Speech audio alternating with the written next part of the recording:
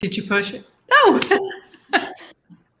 Hello, guys. It's so lovely to see you here. Thanks for being here. We have Kat St. John in the house and another great show for you guys tonight. So grab your cocktail, sit tight, and we will see you right after our lovely little intro. Oh. Thought you really loved me. Guess I was wrong. Thought you'd never leave me. Guess I was dumb. Waited like forever to be your plus one, but I guess you were done. We always have one flub, so we've gotten it out of the way. The rest of the show. And it's usually me, my club. So welcome, everybody. Welcome. We are the Killer Author Club. We got Killer Kara, Killer Heather, Killer Kimberly in the house, and our special guest, Killer Kat St. John.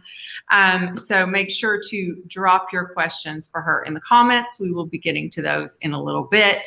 And we can't get through all of them, but we'll be choosing some to ask our killer guest as well. If you're watching this on Facebook, or have a Facebook account, check out the Killer Author Club. That is our public group. We also have the Killer Author Clubhouse, which is a private group. You have to apply to become a member. You have to answer the question. Just say you agree, and we will let you in. It's how we keep the bots and the skeevy dudes out. And that is also where we will be holding our very first book club coming up on October 18th with the fabulous Geneva Rose. We are reading One of Us is Dead, so make sure to check that out from your library or go pick it up at your favorite bookstore and get to reading, because that is going to be an evening full of spoilers. We are going to be talking about everything, including the ending with her. Also, make sure you subscribe to our YouTube channel. Follow us on all our socials, Instagram, Facebook, Twitter. We have 5 copies of Kat's book up for grabs. It is early copies because it's not out until later this month. So for links to everything, including the book club information, go to killerauthorclub.com and you will find everything you need. So without further ado, Heather, would you please introduce our killer guest? Oh, it is my pleasure. We are so happy to have Catherine St. John here with us. She is a native of Mississippi, a graduate of the University of Southern California, and the author of The Lion's Den and The Siren. When she's not writing, she can be found hiking or on the beach with a good book. Catherine lives in Atlanta with her husband and 2 children. So welcome, Catherine. We are so happy you're here with us. Thank you. I'm so happy to be here. Wonderful. And can you give us a little sneak peek into what the Vicious Circle is all about? Yes. So the Vicious Circle follows a former model from New York who is turning 30 and over the hill as she inherits her estranged uncle's estate and goes to pay her respects at his funeral when he unexpectedly dies. And she finds this beautiful tumbling gardens, this beautiful house. It seems like a paradise. But as she gets in deeper, she sees that his partner, Callie, has basically turned the wellness center that he was running deep in the Mexican jungle into a cult. So she has to really have her wits about her and figure out how to get out of there before anything bad happens. It's so hard to talk about it without giving spoilers because I don't want to give too much away. But yes, it's a cult in a jungle. Well, the killers love talking about cults and books about cults. And so we're going to talk more about it in just a few moments. But Kara, do we have a killer cocktail this week? Oh, we do, you guys. We have a great killer cocktail this time. And we'll put the ingredients on the screen. Hopefully everybody there we go. So Blood Orange Mexico and Murder Margarita, inspired by the Vicious Circle. So, I mean, it sounds so good. And then we'll have Kat describe it and tell us why you picked this drink. Well, I wanted to do something with a Mexican flair to it because the book is set in the Mexican jungle, and I love mezcal. I find that like when you mix mezcal and tequila, you get the smokiness of the mezcal and the tang of the tequila. I always like to use Cointreau when I'm making a margarita because it's like an orange liqueur, but it's a better orange liqueur than sec. So it just gives it a little bit more of a artisanal flavor. And then I wanted to use blood orange as well because I wanted to turn it red. Unfortunately, blood oranges aren't exactly in season right now. So I had to use a regular orange. So my cocktail is not as bloody looking as I would like. As you want it to be. But we're all using our imagination. So that's I tried adding like pomegranate liqueur to it this weekend to like turn it red, but you would have to add so much pomegranate liqueur that it would taste like pomegranates, and that wasn't the right thing to do. And it didn't feel right to add food coloring. So no, imagine that it's like the natural way. So, well, thank you for preparing that, and cheers to you. Cheers. And thank you for being here, and cheers, everybody, Killer Author Club. And now on to Kimberly for the killer question. Right. So the vicious circle, like we just heard, is a twisty, escapist suspense. This retreat in the middle of the jungle that harbors these violent secrets. Is it a perfect paradise or is it the perfect nightmare? You will have to read it to see. So the story is like super claustrophobic because you're in this jungle, and like you said, it's a little bit culty, which is, by the way, my new favorite podcast, a little bit culty, which leads me to the magical question: where do you kill? I love that question because I in all of my books, I start with location. I start with where do I want to go, and where do I want to take my readers. In the Lion's Den, it was the Mediterranean. In the Siren, it was the Caribbean, and in the Vicious Circle, it is the Mexican jungle. I really thought that setting this book in the jungle would be right because, like you're talking about, it's very claustrophobic, and the jungle with its creeping vines and all of the leafy plants and the rivers and the crocodiles and the snakes. It definitely kind of makes you feel like you're almost getting wrapped up in its embrace, and so. I thought that the Mexican jungle would be a perfect place to kill this go round. And you use things in the jungle, like what do you call it? Like the dudes who are walking around with the guns. It's like those dudes, yes. Yeah. You use all that, like and the wild animals and all these things that just like kind of really build on the creepiness and the suspense and the danger. It is. It's a dangerous environment, and I wanted you to really feel that. I mean, at the very beginning of the book, the first thing she sees is a crocodile in the river. There are jaguars. There are pit vipers. There's a jungle turkey.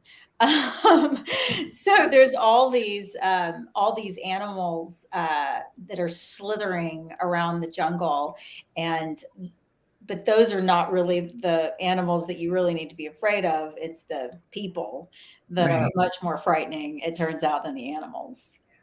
Well, in the atmosphere, I mean, you nailed it so perfectly. I have to ask, did you get to go on location? Yeah, somebody asked that too here. Did you visit the jungle for your research? Yes, I have visited the jungle in Mexico. I have visited a number of jungles. I was supposed to go. I've been to Costa Rica. I've been to Mexico, to the jungle a couple of times. I've been to Jamaica. I'm a fan of jungles, but I was supposed to be going with my husband to visit where I was setting the book. We had a trip planned in June of 2020, which of course got completely cut. So what I did was I got an Oculus, the VR headset, and there's this app. No, really? That's so cool. actually Google Maps for VR. And so you can go anywhere in the world in VR. So that was very helpful to me. I also did a bunch of research. There's a bunch of like plant medicine and very specific plants that are mentioned in this book. And so I did a bunch of research on plant medicine and plants that are native to the area. I would listen to like night sounds of the jungle while I was writing. I watched a lot of videos. So I did everything that I could to immerse myself in the setting when I wasn't able to go there because we were all, you know, it was 2020. No one was going anywhere. Yeah. So the wallpaper, is it wallpaper behind you? Yes. Okay, that's perfect. Was that before or after you wrote the book? This is after. Love it. I have a thing for jaguars and big cats. I always have. I don't know, maybe it's because my name is Cat. But I've always liked jaguars. I did put them in the book. There are some very awesome jaguars in this book. And then when I was making my office, I moved into this house a year ago. So after I turned the book in, and I decided to put jaguar wallpaper in my office. That's awesome. Yeah. So your next book, will you have to change the wallpaper? I think so.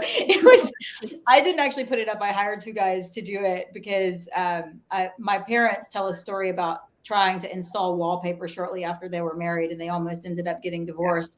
And I didn't want that same fate to befall me and my husband. So I hired some guys to do it. But it was like they used a laser. Like it was very precise. Specific. I think that wallpaper is staying. Yeah, it looks great. It does look very jungly behind you. I know, and which leads me to wonder why I didn't start writing books in exotic places. Yeah, right. I know, I'm trapped in the suburbs because I did try to set a book like out of the suburbs, and my editor is like, no, you write in the suburbs. You just stay home. I'm like, yeah. It's funny because once you have like a brand, you don't think about that when you're writing your first book, you know? Right. But if you have people who enjoyed reading that book, they're going to want more like it, not the same, but you don't want to, you want to please your readers. You want to give your readers what they're expecting, but also keep it interesting and fresh. Yeah. So, and editors like to keep you in your lane too, right? At least mine does. They're like, no, this is you, and this is what. I keep saying like suburban people travel. They do. That's true. That is very true. All right, fine.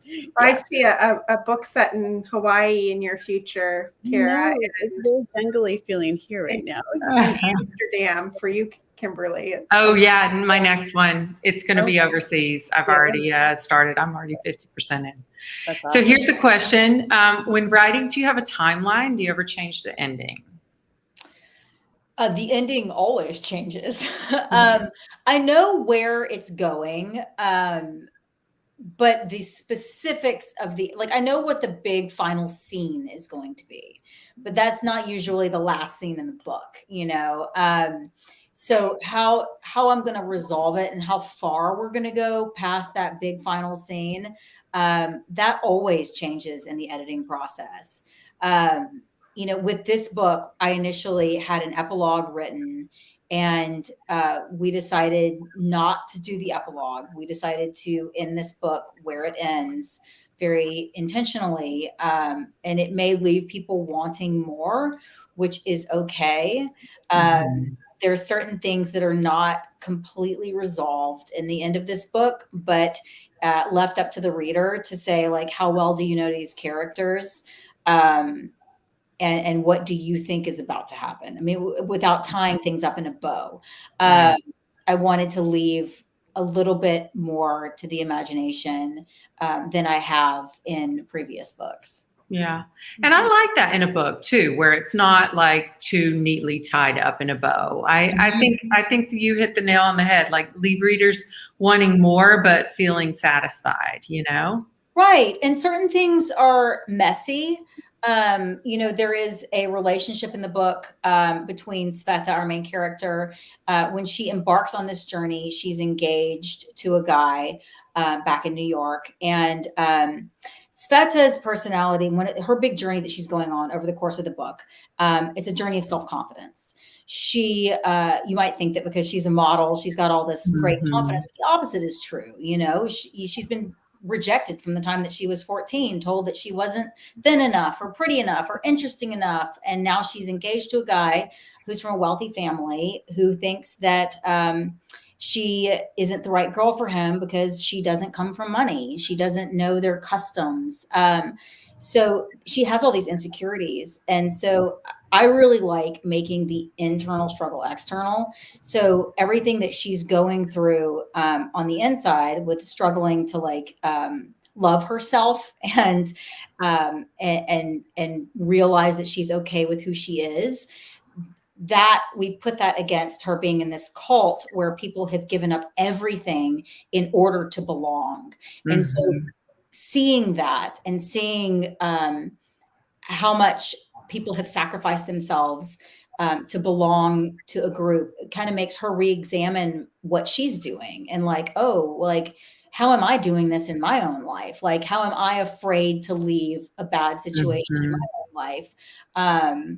And so yeah, I really enjoy making the internal struggle external. It's a journey for her. And I forgot what the initial question was because I just totally went off on a tangent. I think I do. And I already let it go, so I don't remember. Well, there's a question. So will there be a sequel? You know, not yet. There's definitely a big finale to this. I can see there being more story left to tell. There could be a sequel. There could be a prequel. Yeah. You know, prequels. Oh, that would be interesting, actually. Yeah, prequel would be interesting. A prequel could be interesting. You know, I like to think about where the characters will go, but it's always like once you finish a book, for me, I'm kind of like, okay, I need to put this to bed and I need to move on to something else. Like if I circle back, that's a different thing. But I have not yet written something where I'm like, oh yeah, there's definitely a sequel. Yeah. Circle back, no pun intended. Yeah. Let's talk about the cult aspect, because that is something that all of us, I think, see a lot of now in books. It's like sometimes these waves of, you know, things come and everybody's writing about it and nobody's like made the agreement, but it's like this communal like interest or something, and maybe partly based on things that have happened in the news, but like in the past year or two, you've seen all these cult books, and it's a super popular, and I think people are fascinated by it. But where did that come from when you got this idea? Like, so for me, you know, I think that it was in the run up to the 2020 election. This is not a political book in any way, but I was seeing a lot of cult-like behavior on both sides. You know, there's a lot of polarization and people saying, you know, you're either with us or you're against us, like kind of closed-minded, closed-ended groups. And I saw that play out on the national stage, of course, but I also saw it like in my own neighborhood. I saw it in Facebook moms groups, you know, and I think that it all comes out of the very human need to belong. And so I started really thinking about that human need to belong. I mean, like even my 6-year-old talks about like wanting to fit in at school. We all have that need to belong. And I think that when we also all have insecurities. And so that need combined with our insecurities means that, you know, leaders who have bad intentions, it leaves a place for them to be able to get in to manipulate us. And so I think that's, for me, a cult is obviously the far extreme, because it's not just cult-like behavior, it's actually cult behavior. But I think that we can recognize that kind of thing playing out in our own lives. And that's what really started making me interested in that, is the human need to belong. Yeah, I love that. And it's really true. And I think that's probably what drives all the cult stuff. Yeah. Right. We all want to feel like we're part of a family, especially people who maybe weren't part of a family, who didn't have a natural place to belong. Uh-huh. It's interesting. Like, I did a lot of studying up on cults, obviously. And I think that's obviously another thing that has made people super interested in cults right now, is that there's been all these cults, documentaries that have been coming out, and books I'm that have watching The Vow right now. Yeah. it's about to have season 2 is about to come out. Yeah. So I think that, it's also something, because we all recognize that we have a need to belong and we have insecurities. Mhm. It could happen to us, or it could happen to somebody that we love. The people who get Yeah. sucked into cults are just like us, So I think it's actually healthy, our obsession with cults, because by virtue of watching documentaries and listening to podcasts and reading books about it and experiencing it that way, it makes your alarm bells go off if Mhm. you are in a group or a yoga studio, or that starts to become a little bit culty. A little bit culty. Yeah.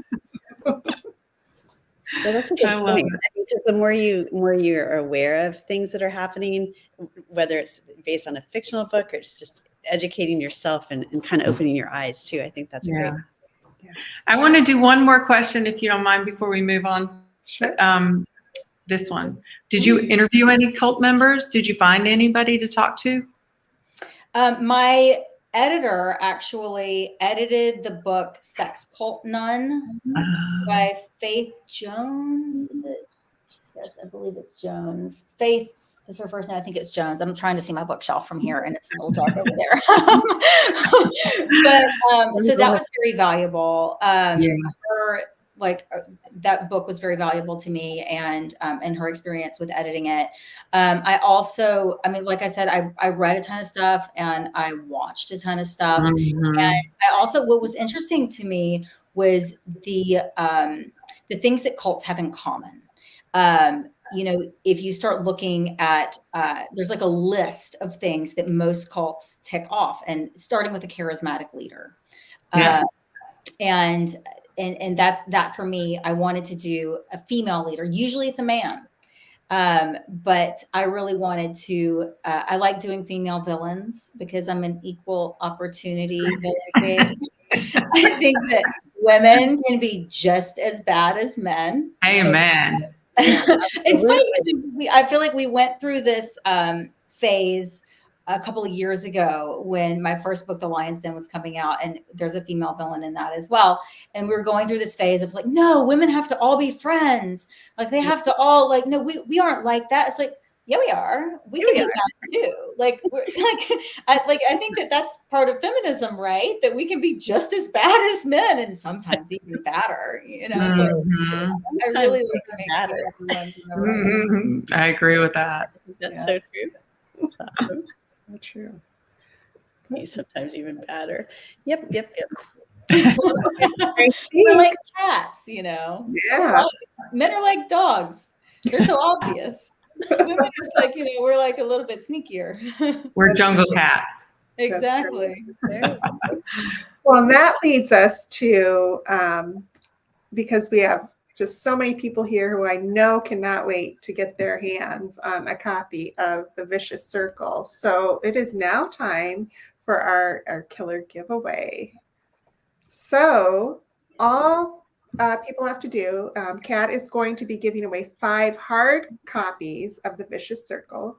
So all you have to do is answer a question about our killer guest and drop it in the comments, and we will pick some random comments from all the submissions, and you get bonus points if you join our Killer Author Club Clubhouse, or if you subscribe to our YouTube channel. So listen closely, everyone, because it's a toughie.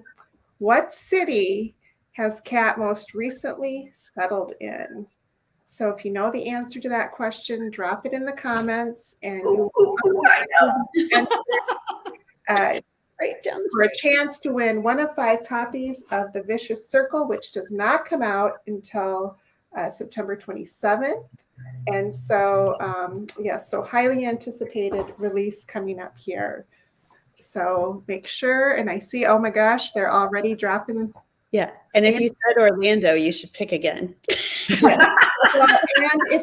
and for those people who are watching a little bit later, we leave the contest, the giveaway open for 24 hours. So those people who need to tune in a little bit later still have an opportunity to win. Yes, yes. All right, and now we're going to go to our killer bookseller of the week. And so we always ask our guest authors to tell us about their favorite bookstore. So we love bookstores, and Kat has picked Acapella Books in Atlanta as her partner. And we'll put a link in the comments for you guys to buy a copy. If you don't win, you can buy a copy through that link. We love to support independent bookstores. And Kat, why did you pick that bookstore? I'm very excited that I'm going to be doing my first in-person event really ever in support of a book there at Acapella on Monday, the 26th, the night before the book comes out. So I'm super grateful to them for having me for that. And, you know, my first 2 books came out during COVID. So I didn't get to do a real book tour. Everything was virtual. Wow. So this will be the first time that I'm able to do a real book launch, and I'm really looking forward to it. Yay! And I have it on my calendar. I'm going to do my best to come, because we were talking before the broadcast. Kat and I live, like 3 miles apart? We should be in the same room right now. You're giving them all clues. That's where I live now. That's true. If you're paying attention, I just dropped another clue. That's right. So yeah, I'm excited. Speaking of a membership and our Facebook groups, which was a while ago, I know that we were speaking of it. Membership has its privileges. If you are a member of the clubhouse, you are eligible to win our swag giveaways this week. We choose a name from the clubhouse members and the name of the person who invited them. So invite all your friends to join us in the clubhouse, because you could win swag, t-shirts, mugs, phone cases, hats, all of the merch is at Killer Author Club. And tonight we will be giving away 2 of our Killer Author Club mugs to 2 lucky clubhouse members. The winners are Leanne Ross and the clubhouse member who invited her to the group, Sandy West. Congrats. Please send one of the killers your addresses, and we will send the mugs your way. Yes. And talking about more fun in the clubhouse, another reminder about our Killer Author Book Club. Remember, on October 18th, we will have the Amazon #1 bestselling author, TikTok sensation, and Drew's wife, Geneva Rose, in the clubhouse for a book club discussion of her latest hit, One of Us is Dead. So mark your calendars, because we are going to be chatting with lots of spoilers about her book, and she will be with us to do that. The book club only happens in the clubhouse, on Facebook, so you have to join us there. We'll make sure to drop that link in the comments. That brings us to this our show, where we have to say thank you to Killer Kat for joining us. And as a token of our gratitude, we do present our guest authors with this very special gift. You survived the Killer Author Club, so you get this lovely badge where we'll send it to you via email, and you can print it off, cut it out, put it on your shirt, put it on your wall. But you can have a memento of your time here with us. I love it. Thank you so much for being here, Kat. We appreciate it. We know Thank you guys for having me. This is so much fun. You're going to love The Vicious Circle as the Killers did. So get out there, pre-order. So Thank Get you. your copy at Acapella Books. We'll put the link in the comments, and keep guessing the cities. I think most of you guys have it right. Okay, so and finally, okay, our teaser for the next episode in 2 weeks. So 2 Tuesdays from now, like very slow motion over here. Our next guest is a former editor-in-chief of Cosmopolitan magazine and the New York Times bestselling author of 16 novels. Her latest novel has racked up fantastic reviews, described as immersive, spellbinding, perfectly plotted, addictive, and Booklist says this thoroughly involving psychological thriller promises a startling conclusion and delivers it. So you'll make sure to join us Tuesday, September 27th, same time, same place. And in the meantime, go shopping on killerauthorclub.com. We have a website just with tons of fun things. If you're in the mood for some book swag, we would love for you to stop by. And I think that's our last infomercial for tonight. So thank you. I mean, it was great to see you, and best of luck in your first in-person book signing. I know it'll be great. Thank you. Thank you, All for being here tonight with us. And with that, we will sign off with our song. I guess I'm a killer.